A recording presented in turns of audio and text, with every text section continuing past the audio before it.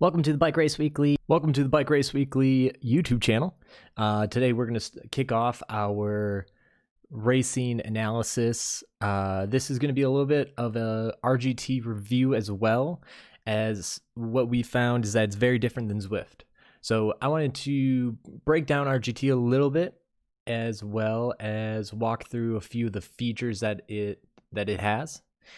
We did the Echelon Racing Series, December 12th and 13th, Buck County Classic and the Armed Forces Cycling Classic. The next one is going to be over Christmas weekend on December 26th and 27th. And then the next one after that is going to be the Redlands Bicycle Classic. You can go to their website here to check out any of these dates, and you can sign up there as well. All right, so as I said, RGT is very different from Zwift. A few of the key differences is that it uses more realistic physics in racing rather than how in Zwift it uses more of a simulated, or not a simulated, but it changes things around. So one major thing is, as you can see, I'm lined up on the right side here. Now in Zwift, every single rider is placed into the middle of the road. So as you can see, going around that corner, I was on the inside of the road. When you go around a corner in Zwift, every single avatar actually takes the same line through the corner, except when it's on your screen, it all looks different. But in reality, on everyone's screen, their avatar is taking the same line. That is probably one of the major things about RGT is the positioning. So when taking corners, you can see how the riders on the outsides of these corners are actually kind of shot back in the group. So I'm actually in the inside. This is good positioning for me right now. I'm on the inside. I'm just going to stay in that group like that. But you can see that's actually where I make my mistake, is not being in the correct position going around a corner. And just to preface, I did not do well in these races. I've been doing really well in Zwift races, so I thought that I would do pretty well in these races. It wasn't the case. I got dropped pretty quick here. So I had to go back a few times actually and figure out what I had been doing wrong. And that was the major thing, is my positioning.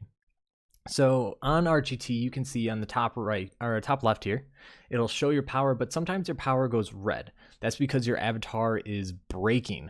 It'll happen here going around this corner. It's going red. That means that you are putting out watts that are not being used because your avatar is braking. Below that, you can see how many watts you're saving when you're drafting. One of the things about RGT is that the drafting is really strong. If you get disconnected at all from the main group, it's going to be really tough to make it back. So let's skip ahead here a little bit. So you can see on that's a good corner to take a look at. So I'm positioned pretty well here on the inside. You'll actually see me move up a little bit because I'm on the inside. And then see how my avatar actually starts going to the outside here. This is where the mistakes start happening. When my avatar goes to the outside, I actually get disconnected a little bit here. Okay, well, it didn't happen on that corner. Let's move ahead to where it does happen. Okay, this is it. This is the moment right here. I'm near the front. I think I'm in a good position. When in reality, I'm actually not in a good position. I'm in the right side of the road coming up to a sharp corner. So let's watch how my character reacts here on the next corner. That's pretty sharp.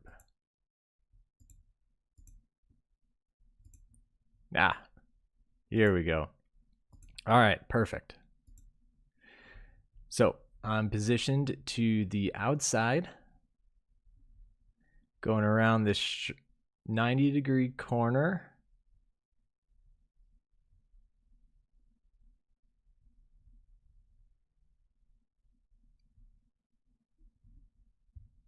And boom, that was it for me. Then the next thing here is that, see this space? Just because there's space there doesn't mean that your avatar takes those corners faster. It still takes the corners just as fast as any other of these avatars. I'm totally mixed up. I'm not dropped yet. Okay. This is it. All right. So this is the beginning of my demise.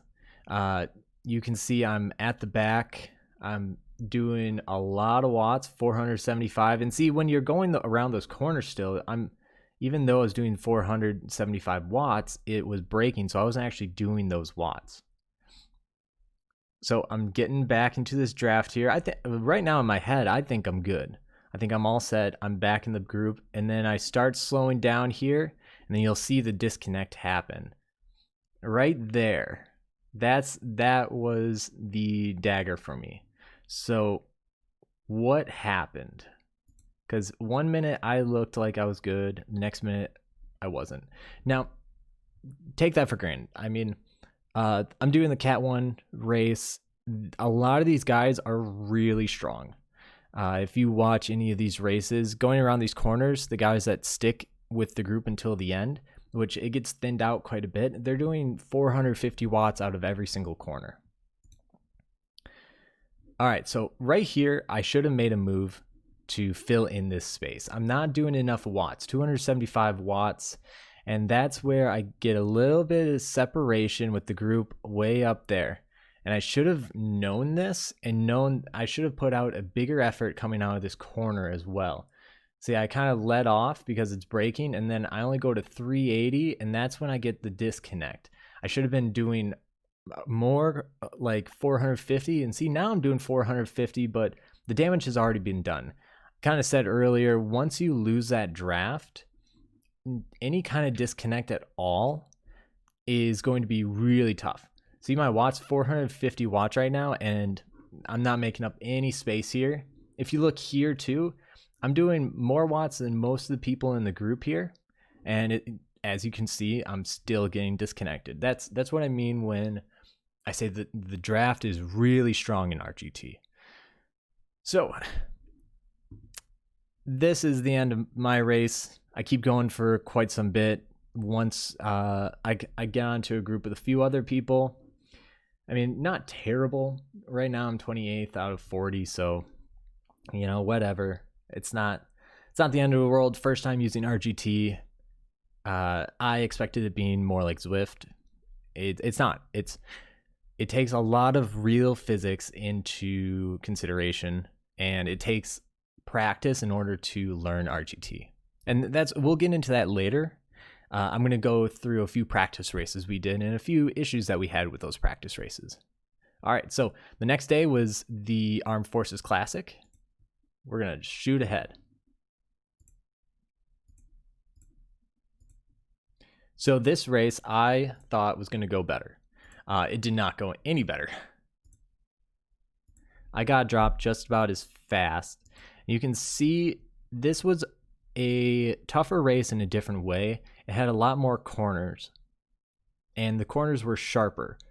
So when I ultimately got dropped, it was farther than 109 or a 90-degree corner, and my avatar takes the outside line, which pushes me back all the way back to the last position, and that's how I get dropped. Again, your positioning matters. You need to position your avatar in the inside. And when I do get dropped, I'll kind of explain that, or explain it on the way, as you can see how my avatar reacts when I'm on the gas or pushing the watts versus not pushing the watts here. All right, 15 seconds. All right, we're going. All right, watch these first few corners here.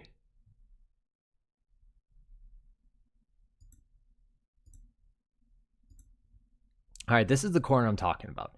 See how my avatar took that inside line? Let's watch that again. All right, my avatar is going to take the inside line, and even though this entire group is ahead of me, I'm going to shoot to the front. And see how now it's a echelon towards the right side of the road, that's what I'm talking about. You need to get your avatar in the inside of these corners. Otherwise, you have a high chance of getting dropped or just getting pushed back to the back of the group, which is typically how you get dropped in RGT. All right, we'll go forward. I'm doing pretty well here, sticking near the front. So this is where you can see, I'll rewind that. Going around this corner, my avatar is on the outside. Watch how this echelons, and my avatar gets pushed to this side here. My avatar needs to be over here. And see, again, my avatar is taking the long line. See how just strung out that gets? That is just because my avatar takes the inside line. So you're probably wondering, okay, so I don't have control over my avatar. How do I get them on the inside line? Thankfully, after these races, we actually spoke with the guys that run these races on our podcast, Bike Race Weekly. Go check it out. Eric Hill and Frank Cundiff. They explained to us how this works. And as you accelerate or deaccelerate, your avatar will move around the group. Typically, when you accelerate, it's going to take up the space that's available, which is typically the outside. When you deaccelerate, it will typically go on the inside, getting around the group. So watch my avatar here. As I slow down, I move a little bit into the inside. And see, that was the best line to take. I'm not putting too much watts out, and I'm still in the group. People see how there's a gap too. The people behind us are putting in the watts because they didn't have the proper position. Watch these guys. These guys are going to get pushed way back, and I just slide right up. It's super important for your avatar to be on the inside of the road. So pretty soon here is where I get pushed off because my avatar goes to the outside of the road. All right, let's watch this. So I'm actually near the front, but watch that. Just get strung out as my avatar takes the longest route around there. I'm doing pretty big watts here too. Let's watch that again. All right, so I'm in the group. So if this was a real race, I'd be fine. I'd probably slide right in here. But instead, because I'm putting on the gas, and you can see I'm actually moving forward here, which makes my avatar move to the outside. Same with this guy right here. His avatar moves to the outside. So I'm going faster, so my avatar moves to the outside. It starts braking, and then I take the longest path around this corner. You see this guy? That guy just went on the inside. He was near the middle of the lane, and he just slid right up into the group while I got pushed off the back. So after talking to Eric and Frank, they gave us a few pointers on how to race. One main thing is you got to practice. So myself and Rick, got the premium membership to RGT so we could practice. The premium membership allows you to schedule your own races and also upload your own GPX files. Let's take a look at how that went. So this is our first practice race. It went well. It was great. The only thing about this was that it was a little difficult to get the GPX file to work. It works really well with a point-to-point, but when you create laps for these GPX files, you have to actually edit the GPX file, which creates issues because unless you start and stop in the exact same spot on the right side of the road, it can cause issues.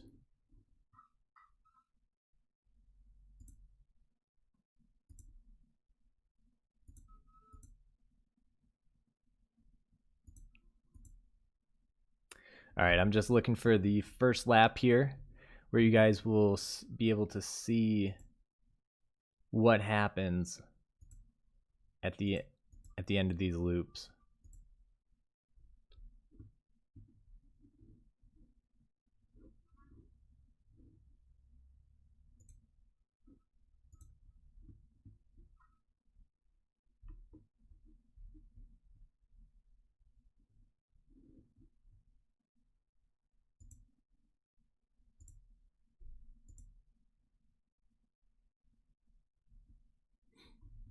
All right.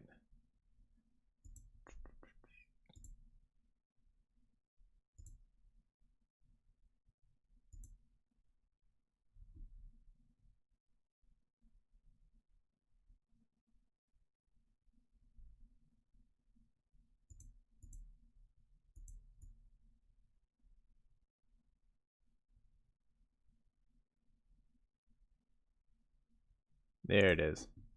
So as we come through the finish line, you'll see where the GPX file starts and stops. That's because on my GPX file, the start and stop point weren't on the exact same side of the road. So on RGT, it created a chicane of some sorts, except for it's so sharp of a chicane and such a sudden movement, and it doesn't really line up, that my avatar actually kind of glitches out. And you'll see it's almost like the other avatars shoot forward in time. So we're coming up on it, and I already missed it.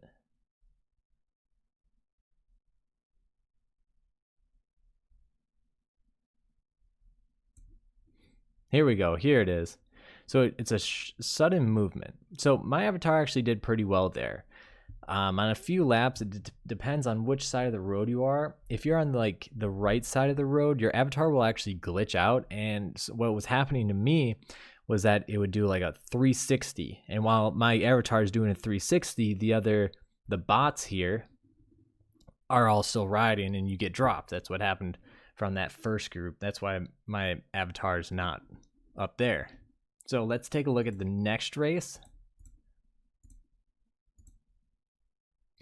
All right, so this one, so all of these two are local crit races. The first one was the Benton Park Classic. This one's a race in Wisconsin, the Menasha Crit. And then the last one is I believe it is the Tour de Lafayette. It's a race in Gateway Cup.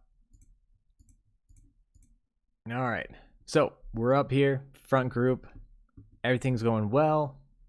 And same thing happens, is that the GPX file doesn't connect properly. And what's tough is this is like this is kind of like a reason to get the premium membership. So it works great if you have a point-to-point file. It doesn't work great if you try to, and there's the 360 that I was talking about. It throws you off. If you know it's coming, you kind of expect it, but I didn't really expect it coming. So it was kind of tough to like get back on. And it looks like I do get back on. Same thing happens though next lap, and I think the next lap is when the other bots actually kind of shoot ahead of me while my guy does a 360. So what would be great is if RGT just smooths out those start and stop points. Like if you can select like this is going to be a circuit race, and they just kind of smooth out the starting and stopping points so that these like chicanes don't happen. I think that would be a really good feature to have. And then also too, as you can see, I actually have about 50 bots in this race, and there's only about 7 bots that actually remained with us. Actually, there's only 6 because Rick is here as well. That'd be great if they, instead of creating a watt range, if instead you could choose like categories. Like I want to race with A category or B category all the way down to like, I don't know, C or D or something, or just basic group rides that kind of stick to whatever watt per kilogram that you're currently at. And then, so this is our last race. And what you can see is the side of the road here. So on this GPX file, the road actually went too far. So you'll see what happens is that our riders go through the finish line, come back, and then do a loop back into the finish line. All right, here, this is where it happens. You can see, so on the first, we're actually on the second lap here. On the first lap, again, your avatar kind of glitches out when it happens. You'll see these guys see how it shot forward. That's kind of what happens, is that it glitches out because it's kind of trying to read that GPX file and it's getting confused. So that was our experience with creating our own routes. Now, they have a lot of pre-made routes. I would really recommend just using those. Project Echelon also has been emailing out the GPX files that they've been using. So I think this really works best when you upload a point-to-point file or just create a race on a course that RGT already has. As you can see on the atmosphere here is very like generic. Their actual pre-built routes are much more filled in. You know, it's tough to create an atmosphere on a automated road, so that's why it's very like generic looking. At least they put in some kind of atmosphere, but yeah, their pre-built ones look really good. I highly suggest checking that out. You can race for free on their platform. The paid membership allows you to create races, which includes like practice races and public races, and it also gives you the ability to create these magic roads. It's what it's called. And to create the magic roads, you just go into Strava, download your GPX file from a ride you did. With creating these routes, I actually had to upload it to a GPX splitter, and which is why it didn't really work out very well, is because it doesn't give you like a very precise start and stop point. And this is like the best that I could do using the GPX splitter, and it was really hard to find a better way to do it. But yeah, that's what I got. So going forward, I'm going to keep giving it a try. I'm going to use more pre-built roads, or I'm going to upload roads that are point to point rather than trying to create these circuit roads.